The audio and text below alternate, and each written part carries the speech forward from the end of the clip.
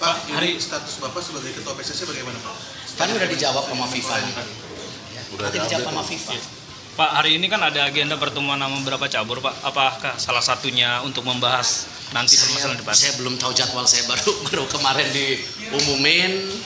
Tapi yang pasti karena kemarin Pak Dito juga nitipin saya harus ngecek Cibubur.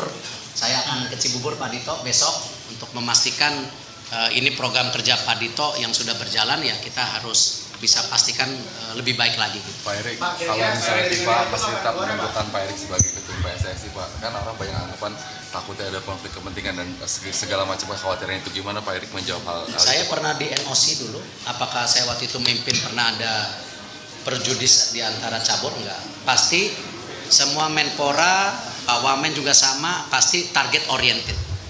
Dan tadi di pidato saya bilang kita waktunya introspeksi diri, konsolidasi, bukan cari perbedaan dan salah-salahan. Karena tugas yang diemban sangat berat. Jadi nggak masalah nih Pak? Nggak tahu, saya cuma tadi malam ada statement resmi dari Presiden Gianni. Jam berapa tadi malam saya diinfo, jam 1 atau jam 2? Di sosmednya. Pak, apakah itu jadi sinyal persetujuan Saya nggak tahu, Gianni, Pak? saya nggak mau terlalu deep.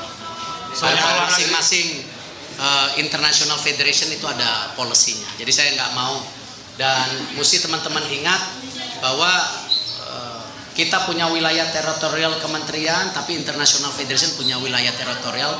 Nah, cuman yang penting bagaimana internasional harus ngerti Indonesia, Indonesia juga harus ngerti internasional. Itu yang selama ini kita berhasil selaraskan. Pak, kalau dulu zamannya Pak Zainuddin kebalik tuh Pak, dari Menpora mundur karena jadi wakil ketua umum PSSI. Ini sekarang posisinya Pak Erik kebalik nih Pak. Jadi gimana tuh Pak Erik? Ya, Kalau misalnya tadi kan juga, saya bilang bahwa hidup itu ya begitu. Saya juga nggak pernah terpikir jadi ketua NOC.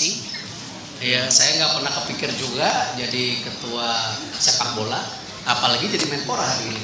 Ketika saya diminta waktu itu setelah peristiwa Kanjuruhan, ya kesepakatan pemerintah dan FIFA, waktu itu saya juga masih Menteri BUMN. Jadi saya nggak bisa komen sesuatu yang teman-teman pikirkan itu berbeda. Tapi kita harus sepakat dengan black and white-nya. Kalau kita selalu mengembangkan persepsi yang berbeda, sama apa yang disampaikan Pak Dito ke saya, mungkin saya bilang oh persepsi saya berbeda Pak Dito.